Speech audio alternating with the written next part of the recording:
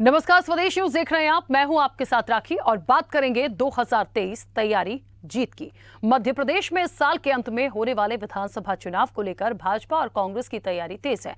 BJP जहां एक और इस बार 200 पार का नारा देकर आगे बढ़ रही है, तो वहीं कांग्रेस प्रदेश अध्यक्ष और पूर्व मुख्यमंत्री कमलनाथ ने पूर्ण बहुमत के साथ सरकार बनाने का दावा किया। जीत का दावा करते हुए विकास यात्राओं के साथ प्रदेश भर में जनता के बीच भाजपा सरकार अपनी योजनाओं का बखान कर रही है, तो वहीं कमलनाथ कह रहे हैं कि सरकार तो हमारी ही बनेगी क्योंकि हम जीतने वाले को ही टिकट देंगे। ऐसे में अब सवाल यही है कि क्या वाकई कांग्रेस 2018 में हुई जीत के इतिहास को इस बार भी दोहरा पाएगी या फिर सत्ता के सिंहासन पर भाजपा ही काबिज रहेगी। इसी सियासी मुद्दे पर करेंगे चर्चा 2023 के लिए तैयारी जीत की में, लेकिन उससे पहले देखिए ये रिपोर्ट। मध्य प्रदेश में साल के आखिरी में होने वाले विधानसभा चुनाव को लेकर बीजेपी और कांग्रेस दोनों ने ही दम दिखाना शुरू कर दिया है।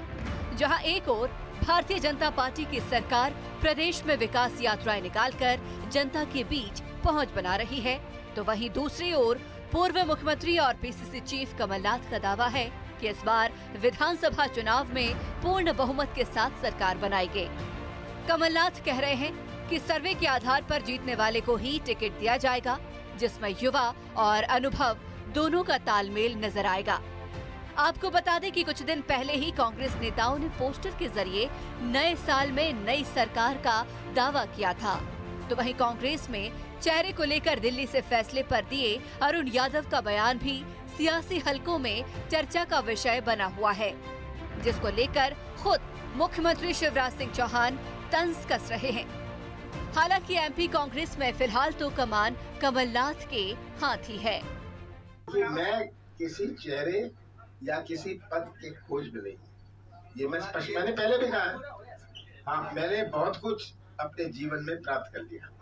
अब मैं मध्य प्रदेश का भविष्य सुरक्षित रखना चाहता हूँ। हम उनको टिकट देंगे जो जीतने वाले हैं। हम सबसे चर्चा करके, अपने साथियों से चर्चा करके, सर्वे करके। अब कांग्रेस की इस कवायद पर सरकार और उसके मंत्री तंज कस रहे हैं। कृषि मंत्री कमल पटेल कह रहे हैं, कांग्रेस कितने भी सपने देख ले, एमपी में कांग्रेस का सफाया होने वाला है, क्योंकि पीएम मोदी और सीएम शिवराज के किए कामों पर जनता को भरोसा है। कि हम सर्वे करा के जो जीतने वाले उम्मीदवार होंगे उनको ही टिकट देंगे। उन्होंने जो सर्वे कराया कांग्रेस का, उसमें कांग्रेस के जो विधायक है वर्तमान में वो भी हार रहे हैं, और जो हारे हुए वो ज्यादा वोटों से हारेंगे, और इसलिए चारों तरफ कांग्रेस निराश और हताश। कांग्रेस की हार निश्चित है, और भारतीय जनता पार्टी प्रधानमंत्री नरेंद्र मोदी जी और मध्य प्रदेश में मुख्यमंत्री शिवराज जी के नेतृत्व में जो हमने विकास के काम किए हैं, उससे जनता का दिल जीता, विश्वास जीता है, और इसलिए स्पष्ट जनता भारतीय जनता पार्टी के साथ है। अब दोनों ही दलों का फोकस सिर्फ विधानसभा चुनाव है। ऐसे में दोनों ही दल तमाम मुद्दों के साथ मैदान में है।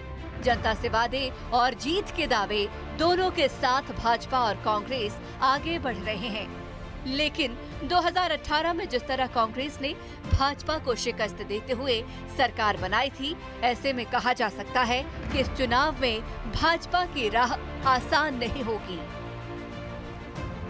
ब्यूरो रिपोर्ट, स्वदेश न्यूज।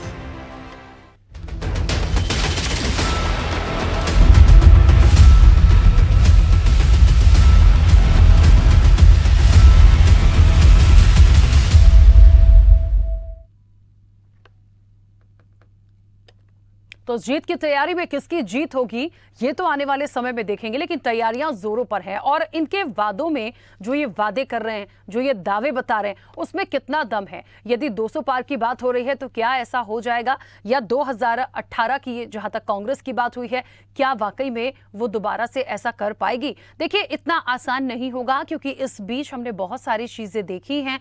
कोविड का समय भी देखा है, उसके बाद बहुत सारे उतार चढ़ाव देखे हैं। तो दोनों ही, चाहे बीजेपी हो या कांग्रेस, इन दोनों ही राजनीतिक दलों के लिए ये बहुत महत्वपूर्ण होगा कि आखिरकार आप क्या करेंगे 2023 में। तो बड़ा टास्क तो है मिशन 2023, क्या होगा ये देखना वाकई दिलचस्प होगा। इस चर्चा को मैं आगे बढ़ाऊंगी। हमारे साथ मेहमान जुड़े हैं, सबसे पहले आपका परिचय करा दूं। इंजीनियर ब्रजेश पांडे जी हमारे साथ जुड़े हैं, प्रवक्ता बीजेपी। ब्रजेश जी बहुत स्वागत चर्चा में जुड़ने के लिए। कांग्रेस का पक्ष रखने के लिए संजय महिंद्रा हमारे साथ जुड़े हैं। संजय जी आपका भी बहुत स्वागत है। और वरिष्ठ पत्रकार डॉक्टर सत्य प्रकाश शर्मा जी हमारे साथ जुड़े हैं। सत्य प्रकाश जी आपका भी बहुत स्वागत है। चर्चा की शुरुआत में सबसे पहले ब्रजेश जी आपसे, क्योंकि मैं 200 पार के बाद में जाऊंगी, पहले आपसे इसलिए क्योंकि एक बार फिर कहा जा रहा है कि 2018 में जिस तरह से कांग्रेस आई थी वाकई में चौंकाने वाले नतीजे थे। सोचा नहीं था कि ऐसा होगा, क्योंकि एक लंबा वक्त देखा भारतीय जनता पार्टी का, फिर बदला, फिर उसके बाद क्या हुआ हम सब बहुत अच्छे से जानते हैं। लेकिन मुझे ऐसा लगता है कि ये 200 पार वाली जो बात है, कितना कर पाएंगे इसको, कितना ले जा पाएंगे? क्या अभी भी वर्तमान स्थितियों परिस्थितियों को देख के भारतीय जनता पार्टी यदि कह रही है कि एक बार फिर से अब की बार 200 पार, क्या कर पाएंगे? निश्चित रूप से राखी जी, अगर भारतीय जनता पार्टी ने अपना लक्ष्य निर्धारित किया है 200 पार का, तो इसमें कोई शक गुंजाइश होनी ही नहीं चाहिए, क्योंकि भारतीय जनता पार्टी को पता है कि हमको 2023 के चुनाव की रणनीति को किस तरह से लड़ना है। हमने 2018 का भी चुनाव लड़ा था, 4-5 सीटों के अंतर से कमलनाथ जी ने अपनी कांग्रेस ने सरकार बना लिया था, लेकिन 1.5 महीने की सरकार में ही कमलनाथ जी की सरकार को जनता ने सिरे से खारिज कर दिया। लोगों ने देखा कि बल्लभ भवन एक तरीके से जो है दलालों का अड्डा बन गया था। ट्रांसफर प्रमोशन के नाम पर IAS IPS लोगों से अंधाधुंध पैसे लिए जा रहे थे। शहर के अंदर, जिले के अंदर 1 इंच की जमीन भारतीय जनता पार्टी के नेताओं ने खाली नहीं बचाई थी। सरकारी जमीन को 90 साल की लीज में ले लिया था। विकास के कार्य शून्य बटे सन्नाटे थे। जहाँ जहाँ भी सरकारी योजनाएं थी, केंद्र सरकार की योजना रही हो, चाहे शिवराज जी की सरकार की योजना रही हो, इस सारी योजना को कांग्रेस के नेताओं ने अपना नाम लगा करके कमलनाथ योजना, कमलनाथ जी कर रहे हैं। अरे संबल योजना तक का इन्होंने नाम बदल दिया। यहाँ तक कि रामपथ गमन समिति, जिसको लेकर के कमलनाथ जी ने इतनी लंबी चौड़ी बातें किया था, जब वो धरातल पे आई तो कहीं भी 5 किलोमीटर की सड़क चित्रकूट भी नहीं बनाई गई।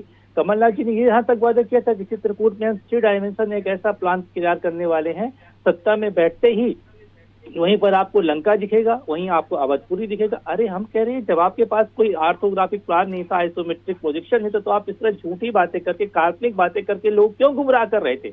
और सबसे बड़ी बात यह है कि मैं कांग्रेस के प्रवक्ता मित्र ही मुस्कुरा रहे हैं।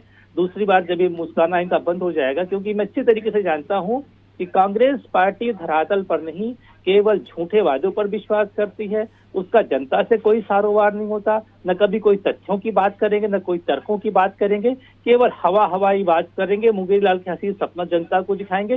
जनता में पूरी तरह से एक्सपोज हो चुकी है कांग्रेस पार्टी, इसीलिए आप देखिए न इनका कोई डिमोन्स्ट्रेशन समझ में आ रहा है। इनके नेता अरुण यादव कह रहे हैं कि मुख्यमंत्री के रूप में कमलनाथ को हम लोगों ने माना ही नहीं कि मुख्यमंत्री बनेंगे 2023 में।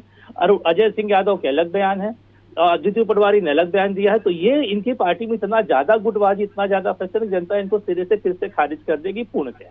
चलिए, बीजेपी का तो तय है कि सीएम शिवराज के चेहरे पर ही होगा या किसी और के चेहरे पर होगा? मुझसे सवाल है? हाँ ब्रजेश जी। निश्चित रूप से राखी साहब, हमारे यहाँ पर मध्य प्रदेश के अंदर आदरणीय नरेंद्र मोदी जी, आदरणीय अमित शाह जी, आदरणीय JP नड्डा जी और आदरणीय शिवराज सिंह चौहान जी, आदरणीय BD शर्मा जी के कुशल नेतृत्व में ही मध्य प्रदेश 2023 का चुनाव होगा। बहुत सारे नाम लिए ब्रजेश जी, बहुत सारे नाम आए, तो हम मार्गदर्शन तो लेंगे ना, जो हमारे वरिष्ठ नेता। बिल्कुल ठीक है। ऐसी कांग्रेस के साथ भी है। कांग्रेस ने अभी सिर्फ एक नाम लिया है। ये गुटबाजी का जो ठप्पा इन पर लगा है ना, तो उन्हें एक नाम पहले से ही डिक्लेयर कर दिया, कमलनाथ मतलब कमलनाथ, कोई ना इधर ना कोई उधर। वो एक अलग बात है कि केंद्रीय नेतृत्व जो एक लिस्ट देगा वो क्लियर होगी, सारी चीजें होंगी, लेकिन फिलहाल मतलब एक ही नाम है। लेकिन आपने मुझे बहुत सारे नाम गिनाए, मैंने इसलिए पूछा था। नहीं राखी साहब, मैं ऐसा नहीं करूँ। मैं कह रहा हूँ कि आदरणीय शिवराज सिंह चौहान जी के नेतृत्व में मध्य प्रदेश का चुनाव लड़ा जाएगा, ये मैं आपको आश्वस्त कर रहा हूँ। 2023 के नेतृत्व कौशल मध्य प्रदेश में आदरणीय शिवराज सिंह चौहान जी करेंगे। और मैं समझता हूं कि मध्य प्रदेश में प्रचंड बहुमत से 2023 में 200 के पार का जो नारा आदरणीय BD शर्मा जी ने दिया है, सरकार भारतीय जनता पार्टी की बनेगी, जनता के विश्वास की पार्टी बनेगी, जनता की अपेक्षाओं में खड़ी उतरने वाली पार्टी की, जनता के सुख दुख दर्द में और समाज के अंतिम छोर के व्यक्ति के न्याय के साथ न्याय करने वाली पार्टी चुनाव में जीतेगी, और वो भारतीय जनता पार्टी। ठीक है, चलिए, बहुत सारी बातें हो गई। संजय जी, आप कुछ कहना भी चाह रहे थे, बोलिएगा एक छोटे से सवाल के साथ। ऐसा क्या है कांग्रेस में, या ऐसा क्या हो गया इन 4 से 5 सालों में जो कांग्रेस एक बार फिर से 2018 का इतिहास दोहराएगी? हाँ, वही होना था जो होना था। पोल खुलनी थी इनकी पूरी, वो पोल खुल गई जनता के सामने। तो जनता के सामने जब पोल खुल गई तो बैठ के अब बड़ी बड़ी बातें करने के सिवा इनके पास कोई चारा नहीं है। गुटबाजी इनके यहाँ चरम पर है। हमारे यहाँ तो एक चेहरे पे चुनाव लड़ा जा रहा है, कमलनाथ जी के चेहरे पे। इनके यहाँ तो आप समझ लीजिए ना कितने गुट हैं। नरेंद्र सिंह तोमर गुट है, गृह मंत्री नरोत्तम मिश्रा गुट है, शिवराज सिंह चौहान गुट है। तो आप एक बात समझिए, ये तो अभी तक ज्योतिरादित्य सिंधिया जी उनका गुट है अलग। तो इनको यही नहीं पता कि किससे कैसे निपटेंगे, वो सब भारी भरकम है ना, तो जवाब ही नहीं दे पाएंगे। अच्छा, दूसरी बात, जनता, मैं दूसरी बात कह रहा हूं, मैं ये कह रहा हूं कि जनता के मुंह में जाएंगे किस मुंह से? जनता के बीच भारतीय जनता पार्टी किस मुंह से जाएगी? क्या योजनाएं गिनाएगी और क्या प्रदेश की जनता का भला कर दिया, ये बता दे भारतीय जनता पार्टी के प्रवक्ता मुझे। 1100 रुपए का सिलेंडर है, महंगाई ने आदमी की कमर तोड़ रखी है। 30-40% रेट बढ़े हुए हर चीज के। जो कि रसोई का खर्चा 3000 रुपए में होता था वो अब 7000 रुपए में हो रहा है। अतिथि विद्वान जो इनके थे वो हड़ताल पे बैठे हुए हैं। देखिए क्या है, कोरी पारी बातें करने से कुछ नहीं होता। दूसरी चीज, मुख्यमंत्री शिवराज सिंह चौहान जी ने सीधे सीधे कहा था कि सभी किसानों को 0 टिल सीड ड्रिल और हैप्पी टर्बो सीडर्स पर 90% सब्सिडी दी जाएगी। ब्रजेश पांडे जी, एक किसान बता दीजिए जिसको 90% सब्सिडी मिली हो। एक सिंगल किसान आप बता ही नहीं पाएंगे, क्योंकि मिली नहीं है। ठीक है ना। प्रदेश में आपने 6वीं इन्वेस्टर मीट की थी, आप 18 साल का रिकॉर्ड उठा के देख लीजिए। 100 रुपए में 30 पैसे का इन्वेस्टमेंट आया, 0.3%। कहां कब तक जनता को मूर्ख बनाएंगे, मेरी तो समझ में ये नहीं आता। मैं मुस्कुरा इसलिए रहा हूं कि जनता अब आपको जवाब देने का मन बना चुकी है। पांडे जी, आप निश्चिंत रहिए, चुनाव में अब की बार कमलनाथ जी की सरकार इतनी बन जाएगी कि जिस दलाली की आप बात कर रहे थे ना, उस अड्डे के आसपास भारतीय जनता पार्टी के लोग कांग्रेस के एक भी विधायक को खरीदने के लिए नजर नहीं आएंगे। ये मैं आपको पहले से बता रहा हूं। ये आप तय मानिए, 2023 में सरकार हम बदल देंगे, प्रदेश की जनता बदल देगी, और फिर उसके बाद आपको जवाब मिल ही जाएगा इन सारी बातों का। ठीक है, इसलिए वो मुस्कुरा रहा था। चलिए, नहीं, अच्छी बात है। मुझे लगता है ब्रजेश जी को कोई व्यक्तिगत आपत्ति या दिक्कत नहीं है आपकी मुस्कुराहट से। मुस्कुराते रहिए, चर्चा होती रहेगी, इलेक्शन होते रहेंगे। मुस्कुराहट पे तो कोई किसी की पाबंदी नहीं है कि भाई इलेक्शन है तो आप हंस नहीं सकते। पर ठीक है, जनता के बीच जब जाएंगे तब बातें भी बहुत सारी, मुद्दे भी बहुत सारे होंगे। ब्रजेश जी, 1 मिनट, एक प्रतिक्रिया आ जाए सत्य प्रकाश जी। 10 मिनट दिए उनको, मुझे कम से कम 30 सेकंड और दे दीजिए। बोलिए, बोल लीजिए। देखिए क्या है राखी जी, मेरा सिर्फ इतना सा निवेदन है इनसे कि इन्होंने अभी बूथ को मजबूत करने की बात की थी, विकास यात्रा निकाल रहे हैं। मेरी समझ से परे है कि अगर इतना अच्छा काम करता है तो कौन सा बूथ इनका कमजोर है जिसको मजबूत करने की ये बात कर रहे हैं। और जिस विकास यात्रा की बात कर रहे हैं उसमें विकास गिनाएंगे क्या? घर घर जाकर लोगों के हाथ जोड़ के वोट मांगे, अब इसके अलावा आप कुछ नहीं करेंगे और जनता आपको वोट नहीं देगी, ये आप समझ लीजिए। ठीक है, चलिए ब्रजेश जी 1 मिनट रुकेगा, सत्य प्रकाश जी की प्रतिक्रिया आ जाए। सत्य प्रकाश जी, किसके दावों में कितना दम दिखता है? और वाकई में ये जो अभी कुछ मुद्दे, कुछ बातें अभी मैं सुन रही थी, महंगाई की, अतिथि विद्वानों की, और भी चीज़ों की, कोविड का टाइम भी देखा, बहुत सी बातें तब की, बहुत सी बातें अब की। इन 5 सालों में जो उठापटक हुई है, जो हम देख रहे हैं, क्या उसके हिसाब से ही इलेक्शन को नापा तोला जाएगा, या फिर जो ये दावे कर रहे हैं उस हिसाब से ये हो जाएंगे? मुझे तो नहीं लगता।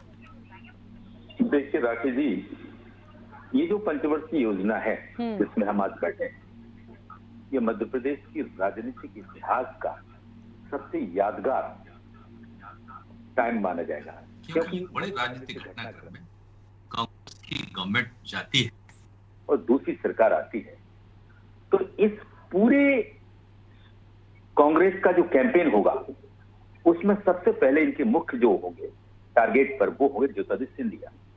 क्योंकि ज्योतिरादित्य सिंधिया ने जो कांग्रेस को दर्द दिया है, उस दर्द को कांग्रेस भुनाने का प्रयास करेगी और जनता में उस सेंटिमेंट को जगाने का प्रयास करेगी, एक बात। दूसरी चीज, शिवराज सिंह चौहान एक एक्सपीरियंस्ड मुख्यमंत्री हैं मध्य प्रदेश, और वो इलेक्शन की नब्ज को भली भांति समझते हैं। ठीक उनके साथ जो जिस पार्टी को वो बिलोंग करते हैं, वो पार्टी भी संगठनात्मक रूप से बहुत मजबूत मानी जाती है। लेकिन एक बहुत अच्छी बात है, देखिए मैं आपको बताऊं, अगर आप मैं ये कहूं कि ये सफेद सदरी पहने हुए हैं बीजेपी की स्पोक्स पर्सन, सदरी यार बहुत अच्छी है, लेकिन काफी दिन से पहले ये चीज कहीं ना कहीं शिवराज या भाजपा की गवर्नमेंट के साथ चलेगी, और ये इसी को कहते हैं एंटी इनकम्बेंसी। और एंटी इनकम्बेंसी के कुछ ऐसे फैक्टर्स भी होते हैं, कभी भी कोई भी गवर्नमेंट पूरी पब्लिक के वेलफेयर में तो स्टेप ले नहीं सकती, और उन स्टेप को अगर अपोजिशन मजबूती से भुनाने में या पब्लिक तक पहुंचाने में कामयाब रहा, तो मुझे ये लगता है कि आज हम अगर जिस स्थिति में बैठे हैं उसमें कांग्रेस और बीजेपी लगभग 2018 के सिनेरियो में ही है। तभी तो कहीं ना कहीं भारतीय जनता पार्टी अपने आप को, जो उसका वोट शेयर था 41%, उस वोट शेयर को आगे लेकर 10% कम से कम रेज करना चाहती है, और उसको बढ़ाने के साथ तब वो 200 पार का सपना देखती है। तो मेरा कहने का तात्पर्य है, चाहे 200 पार का सपना कांग्रेस देखे या भाजपा देखे, या फिर भावी मुख्यमंत्री कमलनाथ जी हो, उसको लेकर कांग्रेस अपना सपना देखे, राह अभी आसान दोनों के लिए नहीं है, क्योंकि पब्लिक का मूड कब किस इशू पर किस तरफ चला जाए ये कहा नहीं जा सकता। आपने 2018 के इलेक्शंस में देखा कि 0.1% वोट शेयर इधर किधर होने पर सत्ता की चाबी भाजपा को गंवाना पड़ी। वोट शेयर कांग्रेस का कम था, लेकिन आपने देखा कि उसकी सीट, नंबर ऑफ सीट ज्यादा थी, यानी कि जो जीत के अंतर ज्यादातर सीट पर थे वो बहुत नैरो थे। इसके कारण ऐसे सिचुएशन आते हैं। स्थिति वही है, कांग्रेस के पास देखिए खोने के लिए कुछ नहीं है, इसलिए कांग्रेस तो पूरी ताकत झोंकेगी, लेकिन भारतीय जनता पार्टी एक मजबूत संगठन है और उसने अपने आप को दिखा दिया है। और ये भी नहीं कहा जा सकता वो कितने अपने जो ऑर्गेनाइजेशन उसकी स्ट्रेंथ है उसको आगामी चुनाव में कितनी मजबूती से रखती है, अभी किसी को पता भी नहीं है, क्योंकि वो ऐसे अजूबे निर्णय लेते हैं जिसमें बहुत सारे अपन को जो मंत्री दिख रहे हैं, बहुत सारे एमएलए दिख रहे हैं, इनके टिकट भी ड्रॉप किए जा सकते हैं और बड़े भी निर्णय लिए जा सकते हैं, जो मैं आपके चैनल पर भी नहीं बोल रहा हूं, क्योंकि कोई निश्चित सोर्स नहीं बोल रहा है इस बात को। तो ये भारतीय जनता पार्टी अपनी एंटी इनकम्बेंसी को खत्म करने के लिए, डिसॉल्व करने के लिए बड़े स्टेप लेने के लिए तैयार बैठी है। हालांकि शिवराज सिंह चौहान भी अपने टेन्यूर में जो किए गए कार्यों को, देखिए कभी भी कोई भी सरकार हो, लोग अपोजिशन हो, जर्नलिस्ट हो, मुख्य रूप से सरकार पर ही ध्यान रखते हैं, अपोजिशन पर ध्यान नहीं रखा जाता। ठीक है अपोजिशन सत्यप्रकाश जी, तो है। एक छोटा सा सवाल है। कमलनाथ ने कहा कि उनको जितना मिलना था, जितना कमाना था वो कमा चुके हैं, अब जो टिकट्स दिए जाएंगे वो दिए जाएंगे जिताऊ चेहरे को। ये मुझे लगता है सब लोग ही देखते, कोई भी राजनीतिक दल होगा वो टिकट देने के पहले यही देखता है कि जिताऊ चेहरा होगा तो हम उसे टिकट दें। लेकिन आपको लगता है लास्ट तक ऐसा हो पाएगा? मैं इसलिए पूछ रही हूं क्योंकि बहुत सारी चीजें देखी गई हैं पहले भी, या बीजेपी कांग्रेस दोनों पे लागू होता है। मैं आपको एक चीज बताऊं, इनकरेक्ट टिकट डिस्ट्रीब्यूशन या करेक्ट टिकट डिस्ट्रीब्यूशन, ये किसी भी पॉलिटिकल आउटफिट का बड़ा पोल स्ट्रैटेजी होता है, और जिसने ये सिलेक्शन सही कर लिया वो इस बाजी को आदि जीत जाता है। आपने देखो, मैं एक उदाहरण दे रहा हूं, कांग्रेस का कहीं ना कहीं कमलनाथ इस मामले में एक माहिर शख्सियत है, पॉलिटिशियन है। आपने एक चीज देखी होगी, 2020 में जो 28 सीट्स पर बायपोल हुए, ये पक्का था कि सरकार शिवराज सिंह की बननी है। लोगों का मोटिव भी ये बन चुका था कि कहीं ना कहीं हमें शिवराज को स्टेबिलिटी देनी है, और जिसके कारण उन्होंने सरकार को यानी बीजेपी को वोट किया। लेकिन आपने कमलनाथ की एक चीज देखी होगी, कमलनाथ ने ज्योतिरादित्य सिंधिया के घर में ग्वालियर ईस्ट पर भाजपा से जो 18 में चुनाव हारा उसको टिकट दे दिया, और देखिए आप वहां उन्होंने सिंधिया के हार्डकोर सपोर्टर को हरा दिया, और देखिए वो जीत के ले आए, यानी कि उन्होंने सिंधिया के घर में ही सिंधिया को हरा दिया। तो ये चीज जरा समझने की बात है। तो कहीं ना कहीं कमलनाथ एक स्ट्रेटेजिक पॉलिटिशियन है, और वो ऐसे निर्णय उन्होंने कह भी दिया है कि चाहे वो किसी पार्टी से ले या दूसरे ऐसे मजबूत ले। और एक बहुत अच्छी बात की उन्हें, यंग और जो सीनियर है उनका उन्होंने सम्मिश्रण करके वो टिकट देंगे। लेकिन मैं बार बार कह रहा हूं, कांग्रेस इस मुगालते में ना रहे। भारतीय जनता पार्टी छोटी मोटी पार्टी नहीं है आज की डेट में। उसने जो अपनी इलेक्शन स्ट्रेंथ दिखाई है अभी तक के पोल, चाहे वो उत्तराखंड के रिजल्ट देखें या हाल ही में संपन्न हुए गुजरात के इलेक्शन देखें, या इसके दूसरे तरफ आप उत्तर प्रदेश के इलेक्शन देखें। उत्तर प्रदेश के इलेक्शन में 35 साल का रिकॉर्ड तोड़ा, इतिहास गुजरात में बनाया। तो मैं नहीं समझता कि हिंदी लैंड जो कहीं ना कहीं इसका मैसेज 2024 के जो हिंदी वोटर्स हैं उस पर जाएगा, यूं ही भारतीय जनता पार्टी कांग्रेस के हाथ में थमा दी। सत्यप्रकाश जी ये बिल्कुल कहा ठीक नहीं जा बात है, सकता। लेकिन ये दोनों पे लागू होता है ना। तो बीजेपी जो है, कांग्रेस बीजेपी को कम समझे और बीजेपी जो है वो कांग्रेस को भी कम ना समझे, क्योंकि ये इलेक्शन में कब क्या हो जाएगा कुछ नहीं कहा जा सकता। संजय जी, मैं आपसे ही जानना चाहती हूँ क्या तैयारी है। ब्रजेश जी बस मैं आ रही हूँ 2 मिनट और फिर आपके पास ही आ रही हूँ। संजय जी क्या तैयारियां हैं? बहुत सारी बातें सत्यप्रकाश जी ने कर दी, ब्रजेश जी ने भी कर दी हैं। बहुत कह देना आसान है कि हम आ जाएंगे, लेकिन उसके पीछे मेहनत बहुत है। आपको क्या लगता है चुनाव घर बैठ के जीते जाते हैं? चाहे इतना बड़ा चुनाव घर बैठ के नहीं जीते जाते। वो जमाना है, वो दौर लग गए। अब जो जनता के बीच में अपनी छवि बनाएगा, जो जनता के बीच में जाके काम करेगा, जनता को जो कहेगा उसे हकीकत में डिलीवर करेगा, वो आदमी जीतेगा। सीधी सी बात है। इसमें अब मुंह से कहने से 200 पार, 300 पार, 500 पार, 600 पार गिनती गिनाते रहो। ऐसा थोड़ी होता है कि इतने पार, भैया इसी पार लग जाओगे अब की बार, ये आप समझ लो। अब की बार उस पार के बजाय इस पार लग जाओगे, पहली चीज। दूसरी चीज, हम तो पुरानी पेंशन की बात कर रहे हैं, पुरानी पेंशन चालू करेंगे और हम कह रहे हैं कमलनाथ जी के चेहरे पर चुनाव लड़ेंगे। भारतीय जनता पार्टी के प्रवक्ता इस समय चैनल पर किसी स्थिति में नहीं है कि ये कहने कि वो शिवराज सिंह चौहान के चेहरे पर ही चुनाव लड़ेंगे। कहने की स्थिति में है क्या? क्योंकि अभी तो कहा ब्रजेश जी ने। देखिए, अगर ब्रजेश जी ने कह भी दिया ना, तो फिर आप देखते जाइए नतीजे। अगर गुजरात मॉडल की पुनरावृत्ति अगर की गई तो फिर आप समझ लीजिए कि कितने बड़े बड़े धराशायी दिग्गज होंगे इनके यहाँ। फिर ये क्या जवाब देंगे? खैर, मैं उसमें नहीं जाना चाहता, वो इनका आंतरिक मसला है। हम लोगों की आदत ऐसी नहीं है कि दूसरे के आंतरिक मसलों को सुबह से शाम तक देखते रहे कि राहुल जी ने क्या कहा। मैं ये कह रहा हूं कि अभी मध्य प्रदेश से भारत जोड़ो यात्रा निकली है, इनको लाखों लोग दिखे, जनसमूह दिखा। वो जनसमूह क्या कांग्रेस का खरीदा हुआ था या पैसे से बुलाया हुआ था? वो आम जनता थी जो स्वेच्छा से, महिलाएं, बूढ़े, बच्चे सारे लगातार निकले। और राहुल जी के साथ जब मध्य प्रदेश से, कश्मीर से कन्याकुमारी तक जब लाखों लोग चले तो इनको समझ में नहीं आया कि कांग्रेस का कितना जन समर्थन है। ये तो कांग्रेस मुक्त की बात करते थे कि हम कांग्रेस मुक्त भारत बनाएंगे। तो फिर सारे जवाब देखिए, बड़बोलेपन का तो कोई इलाज नहीं है। मैं यहाँ आपके चैनल पे बैठ के कुछ भी बोलता रहूं, लेकिन हकीकत और जमीनी सच्चाई ये है कि मध्यम वर्गीय जनता इनके बुरी तरीके से किए गए वादों से, झूठे वादों से तहस-नहस हो चुकी है। अपनी कमर तोड़ा चुकी है। तो कहां से इनको वोट देंगी, किस बात पे देंगी, जाएंगे किस मुंह से, और देंगे क्या डिलीवर करने के नाम पे, ये जानना चाहता हूँ। ठीक है ब्रजेश जी, अपनी बात रखिएगा। राकेश साहब, मुझे सत्यप्रकाश जी की बात में सत्यता नजर आती है, लेकिन कांग्रेस पार्टी के प्रवक्ता, आदरणीय प्रवक्ता मित्र जो बैठे हैं, इनकी बातें हास्यास्पद नजर आती है। बिल्कुल उसी तरह जैसे होनहार विद्वान के होय चीखने पात। अरे इनको जनता ने 15 महीने का समय दे करके देख लिया है। और सत्यप्रकाश जी ने बिल्कुल सही बात किया, उसको थोड़ा मैं आगे बढ़ा दूंगा। इनसे हमारे 2018 के चुनाव में मात्र दशमलव का अंतर था, 13% का अंतर था। जानते हैं वो अंतर कितना था? भाजपा को 41 और कांग्रेस को 40.89% वोट मिले थे।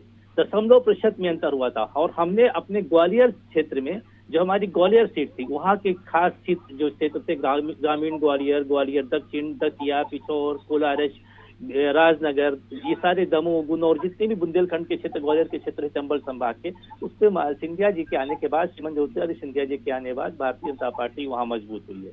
दूसरी बात मैं इनसे कहना चाहता हूं कि समर शेष है नहीं पाप का भागी केवल व्याघ्र, जो तटस्थ है समय लिखेगा उनके भी अपराध।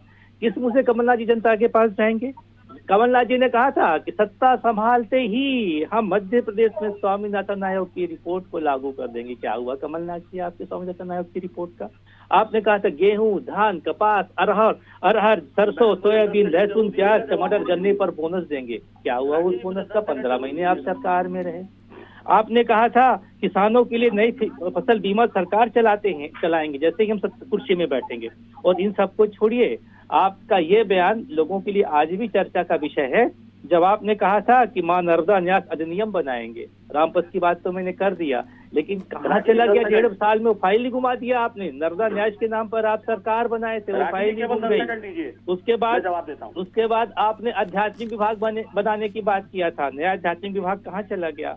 संस्कृत को बढ़ावा देने की बात किया था, देश की पुरातन संस्कृति है, उसको आपने लिप्त कर दिया। मुझे एक बात समझ में नहीं आ रही इस पूरी चर्चा में, आप बहुत सारी चीजें कह रहे हैं, बहुत सारी चीजें संजय जी कह रहे हैं, ये सब तो हम बहुत बार सुन चुके हैं। क्यों आप लोग ही वापस से आएंगे, नहीं, या आप मुझे लोग के केवल दावों में कितना राखी जी, दम है? केवल चर्चा 10 ये है, ये रिपोर्ट्स, ये राखी जी, केवल महंगाई, 10 ये सेकंड मुद्दे तो हम हर चर्चा में सुनते हैं। क्या नया? देखिए समय हो राखी- गया है, समय हो गया है। मुझे केवल 10 सेकंड दीजिए, बहुत महत्वपूर्ण बात है। राखी साहब, मैं बड़े विनम्रता राखी जी, से केवल कहना 10 सेकंड। चाहता हूँ, जनता का विश्वास, शिवराज जी देखिए, के प्रति जनता का भारतीय जनता विश्वास पार्टी के प्रवक्ता को और ऐसा झूठ बोल के मैं निकलना नहीं दूंगा, नहीं, बल्कि जनता आप का मुझे 10 सेकंड विश्वास, दीजिए। जनता की ठीक है संजय जी, 10 सेकंड दे रही हूँ, 1 मिनट रुकिए, उन्हें बोलने दीजिए और पहले। जनता का साथ, ये जो है मध्य प्रदेश के अंदर शिवराज जी के सरकार के आप समय मुझे है। 10 सेकंड दीजिए, मैं संपन्न बताता हूँ। किसान समृद्ध रुकिए, प्रदेश संजय जी, को 10 सेकंड दे रही हूँ मैं, सरकार ने दिया प्लीज। है। सर्वोत्तम उन्हें तो शिक्षा बोलने समृद्धि दीजिए। की ओर शिवराज सिंह सरकार जी ने दिया है। समृद्ध भविष्य का युवा और रोजगार से शिवराज सिंह सरकार जी ने दिया है। उद्योग से समृद्ध के नए अवसर शिवराज जी ठीक है। सरकार ने मुहैया कराया। इन्होंने केवल इन्वेस्टर मीट के नाम पर बेवकूफ बनाया, कैटरीना कैफ को बुलाया और डांस कराया। उसके बाद आधारभूत संरचना इन्होंने बनाने की बात किया हमारी पार्टी ने, ठीक है, और सुगम सुशासन दिया हमारी पार्टी ने। समृद्ध ठीक है। प्रदेश के स्वस्थ नागरिक सब लोगों को दे दिया। ब्रजेश जी, मुहैया कराया। ब्रजेश जी, समृद्ध ठीक है, ठीक है, निरंतर विकास सब दिया, सुना और शांति देखा हुआ है, समृद्ध प्लीज, के ठीक है। प्रतीक दिया। हाँ, 10 सेकंड संजय जी, 10 सेकंड में समृद्ध मुझे लगता है बनाने सारे का जवाब प्रयास दे देंगे, किया। पता नहीं ऐसी कौन सी छड़ी घुमाने वाले हैं। बोलिए। शिवराज सिंह की सर्वसम्मत से मुख्यमंत्री रोकेंगे बनेंगे। तब तो मैं बोलूंगा 200 से ज्यादा मैडम। सीटें हम लेकर के आ रहे हैं। संजय जी, आप बेफिक्र देखिए, रहिए। अरे आप रुकिए, अब आपने बोल लिया, मैंने पूरे धीरज से सुन लिया। मेरे को सिर्फ 2 बातों का जवाब दे दीजिए आप। कमलनाथ जी के किसी भी वादे की चर्चा करने से पहले प्रधानमंत्री नरेंद्र मोदी के वादों को बात याद कर लीजिए आप। 2 करोड़ पक्के घर दे दिए उन्होंने, किसानों की आमदनी दुगनी कर दी उन्होंने। आप देखिए कि हमारी तरफ एक भी उंगली मत उठाइए। 1000 रुपए लाडली बहना योजना जो बना रहे हैं, ऊपर कर्ज है, कहां से देंगे वो पैसे? आप है कोई योजना आप रोड में आपके पास? कैसी बातें करते हैं आप? केवल कमलनाथ जी को रो लेने से, कमलनाथ जी के नाम का स्यापा कर लेने से और राहुल गांधी जी के ऊपर सीटों उठाने से संजय आपको जी, कुछ नहीं मिलता। नेशनल टीवी जमीन पर चैनल में डिलीवर बैठ के करने की क्यों बात झूठ कीजिए। बोल रहे हैं? आपके कमलनाथ जी ने जो जनहित की घोषणा योजना किया है, था, जमीन उसका पर डिलीवर करने 1% की बात इम्प्लीमेंटेशन कीजिए। जनता और के बीच में नहीं हुआ है। जनता भी सत्य को जानती है, आप सिर्फ झूठ बोल ठीक रहे है, हैं। चलिए, झूठ का चलिए, कहरा मुझे अच्छा नहीं लगता है आपके मुंह से। ठीक है, ठीक है, बहुत सारी बातें आई हैं, बहुत सारी बातों को हम सुन चुके हैं। मुझे लगता है कि क्या होना है, कैसे होना है, ये जनता इस पर निर्णय देगी। समय हो गया है। आप सभी का बहुत शुक्रिया इस चर्चा में जुड़ने के लिए। देखिए, निश्चित तौर पर 2023 तैयारी, जीत की तैयारी दोनों ही कर रहे हैं। दोनों के जो कॉन्फिडेंस का लेवल है, वाकई में कहना पड़ेगा कि बहुत हाई है। ना कांग्रेस कम है, ना बीजेपी कम है। लेकिन एक बात है कि जनता कहां से कहां उठाकर बिठाएगी, इसका अंदाजा शायद इन्हें बिल्कुल भी नहीं है। वही पुरानी बातें, पुराने मुद्दे, पुरानी योजनाओं को लेकर बैठ जाते हैं। नया क्या देंगे? इन 5 सालों का यदि पूरा रिकॉर्ड निकाल कर देखें, इतने उतार चढ़ाव की बात करें, तो क्या ये देंगे? इनके पास कुछ भी नहीं है इस बातों के अलावा। देखेंगे आने वाले समय में क्या होता है। चर्चा में इतना ही। दीजिए इजाजत, नमस्कार।